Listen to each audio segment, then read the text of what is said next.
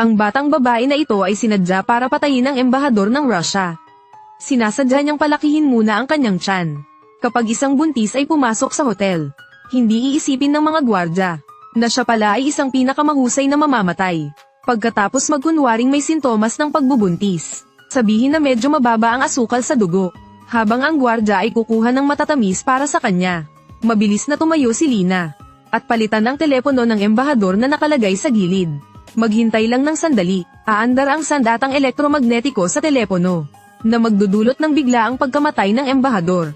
Kahit mahadlangan ng gwardya ay hindi dapat mabahala, baka magdala lang ito ng inumin. Walang magdududa sa isang inosenteng buntis. Magulo na ang lobby ng hotel. Malakas na sumisigaw ang mga kasamahan para sa ambulansya. Habang pumapasok si Lina sa elevator, may isang gwardya na papalabas para tumawag ng karagdagang tulong.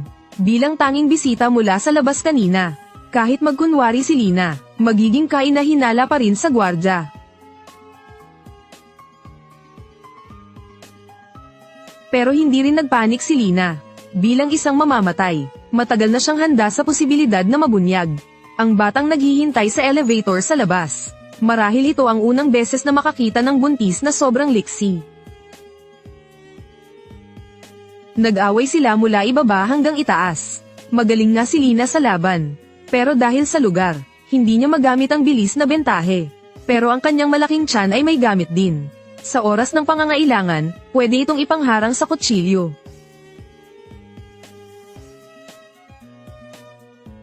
Sayang at masyadong maingay sa loob ng elevator. Kaya malinaw na hindi na makakaalis ng tahimik si Lina. Kinuha na lang niya ang baril ng gwardya at tumakbo palabas. Buti na lang at may proteksyon ng bida. Hindi siya matamaan ng mga ordinaryong tao. At may organisasyon si Lina. Ang pangkat sa paglisan para sa misyong ito ay nakapagtakda na ng ruta para sa kanya. Kailangan lang niyang bumaba sa hagdan ng mga empleyado sa gilid, upang ligtas na makalabas ng gusali. Ngunit para iwasan ang mga humahabol, nagpasya si Lina na subukan ng ibang ruta. Nang buksan ng mga gwardya ang pinto, at makita ang malaking butas sa salamin ng bulwagang handaan, automatiko nilang inisip na sa mataas na lugar siya tumakas. Ngunit sa katotohanan ay panlilinlang lang iyon ni Lina. Nasa hagdanan na siya at nagpapalit ng damit. Sa loob lang ng ilang minuto, ang dating buntis na may gintong buhok ay naging tagasilbi ng hotel. Lumabas si Lina sa hagdanan na parang walang nangyari, bagaman nakatanggap ng impormasyon ang mga gwardya, at naghanda upang harangin siya. Mali naman ang impormasyong nakuha nila. Kailangan na lang niyang pumunta sa itinakdang lugar ng paglisan, at magiging matagumpay na ang misyon. Ngunit hindi inaasahan na nagkaproblema ang pangkat. May isang lalaki na biglang pumasok sa silid, at agad pinatulog ang tagapag-ugnay. Pagkatapos ay binago ang lugar ng paglisan, at ang kanyang layunin ay para lamang makipagkita kay Lina. Samantala, natanggap na ni Lina ang bagong lokasyon ng paglisan. Pagbaba mula sa estasyon ng tren sa ilalim ng lupa, kailangan pa niyang magpalit ng damit muli, para maiwasang masundan. Ang escalator ay isang lugar na walang CCTV. Sa loob lang ng ilang segundo, nagpalit na naman siya ng estilo. Samantala sa kabila, habang dumarating ang sasakyang sasalubong sa kanya, mabilis na binuksan ni David ang backpack. Kumuha ng isang stroller mula rito. Panahon na para magkunwaring mabangga. Habang abala ang dalawa sa manika, mabilis na kumilos si David mula sa gilid. Hindi niya piniling pumatay agad. Mas mabuting maging tahimik ang operasyong ito. Pero nang makita ang gasgas sa malaking ilaw sa harap, nakaramdam si David ng kaunting kaba. Posibleng makahalata ang iba sa kapintasan. Pero kailangan niyang ituloy ang plano. Iisang pagkakataon lang ito para magkita. Kapag lumampas, mahirap nang maulit. Ipinarada ni David ang kotse sa napagkasundo ang lugar. Tahimik na naghihintay sa pagdating ni Lina. Sige na, ngunit tunay ngang isa si Lina sa pinakamahusay na mamamatay. Kaagad niyang napansin ang gasgas sa kotse. Kapag may kakaiba, tiyak may problema. Naramdaman niya ang banta, hindi kailanman magpapadala ang organisasyon ng sirang sasakyan. Kaya tiyak na may problema ang driver. Tumalikod agad si Lina at tumakbo. At naglabas pa ng baril para lumikha ng kaguluhan. Kapag nakahalo siya sa tao, matiyak na ligtas na siya. Walang nagawa si David. Tunay ngang mahirap kalaban ang matalinong babae. Gusto niyang bumaba at habulin. Ngunit nakatutok na ang taser ng pulis sa tabi. Bawal kasing magparada rito. Wala na siyang magawa. Malamang ay bigo ang operasyon.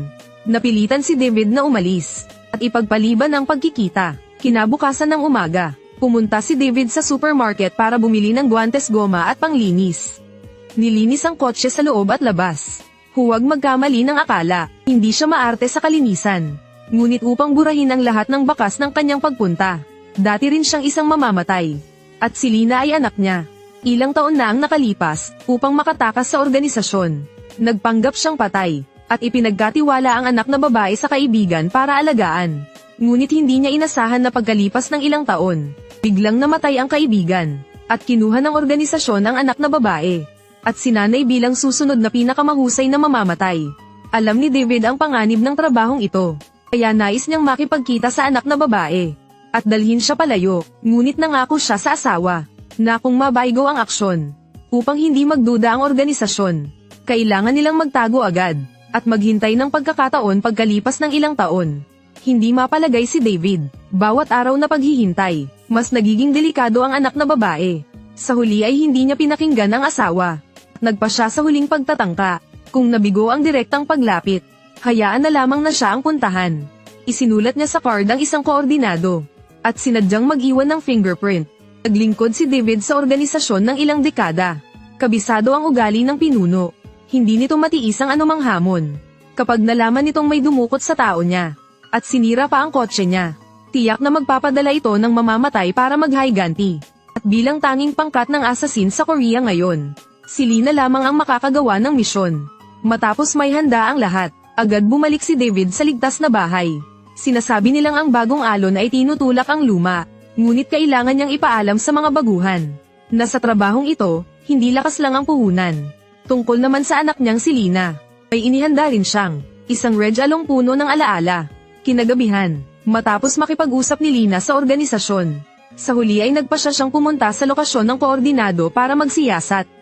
Gusto rin niyang malaman kung ano talaga ang layunin ng misteryosong taong ito. Pamilyar sa kanya ang pay sa mesa.